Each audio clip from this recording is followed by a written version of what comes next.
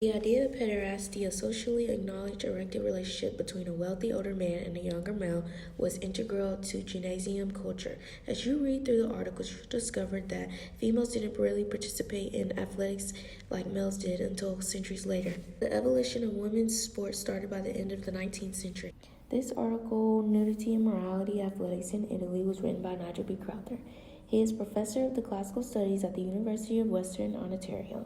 Crowther is also a supervising professor at the International Olympic Academy in Olympia, Greece. He is best known as the author of the Sports in Ancient Times. Nudity became a big part of the athletic culture in Rome. Romans competed naked in the athletic in Greece. There is no definite evidence that they did so in Rome until the 1st century. The first Greek Games in Rome were held in 186 BC.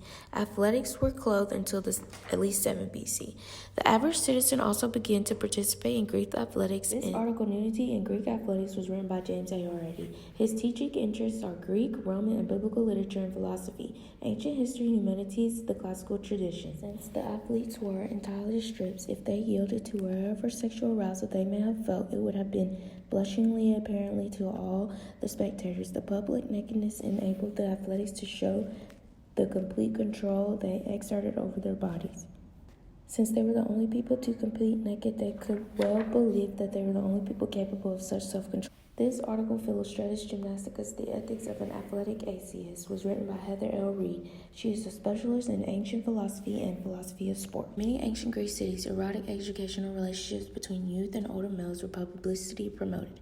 Their association with the gymnasium has more to do with the educational link between athletics and artique than it does with nudity and oil. The Roman practice of the use of young athletic slaves for sexual pleasure, however, flies in the Hellenic pederastic paradigm. Hellenic gymnastics is its function as moral education, the use of athletic activities to cultivate virtue in youth. This article, The Temple of Zeus at Olympia, Heroes and Athletes, is written by Judith N. Baring. She is an American classical archaeologist and professor of Greek art and archaeology at the University of Edinburgh. The sculptures were created to serve as positive models to inspire and exhort Olympic athletics to deeds of honor and glory. These sculptures is to understand the athletics and the relationship to warfare and military victory, gender roles and premarital rights, and the use of Olympia as display place for deeds of glory that can exalt a man beyond his morality to everlasting Cleos. This article, The Story of the Olympics BC to AD, is written by Paul B. Zimmerman. Due to there not being that much background on the author, this article would only be reliable by the historical fact and images. The first and only athletic event of the original Olympics was a foot race from one end of the stadium to the other, perhaps 200 yards. Pugilism became a common word in the Olympics vocabulary in 688 BC when boxing was introduced. In 648 BC, it has been recorded that the doting mother named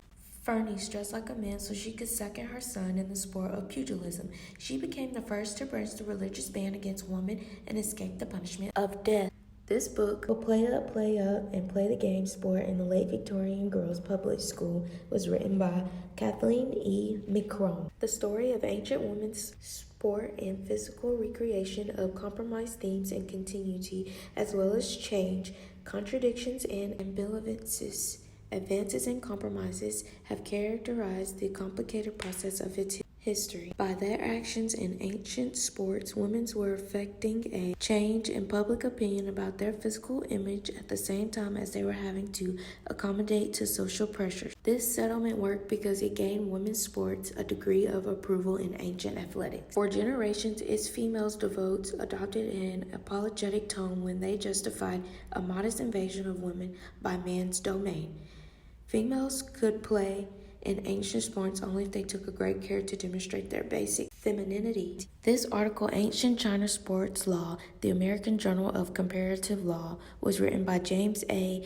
Nafziger and Leeway. The American Journal of Comparative Law is a quarterly peer-reviewed law journal devoted to comparative and transitional legal athletic studies, including comparative law, private international law, conflict of laws, the study of legal system cultures, and traditions. These objectives include gaining greater international prestige from the success of Chinese athletes and creating a structure of dynamic sports organization for males and females. Sports law also provides for the establishment of a special body to mediate and arbitrate disputes arising in competitive sport.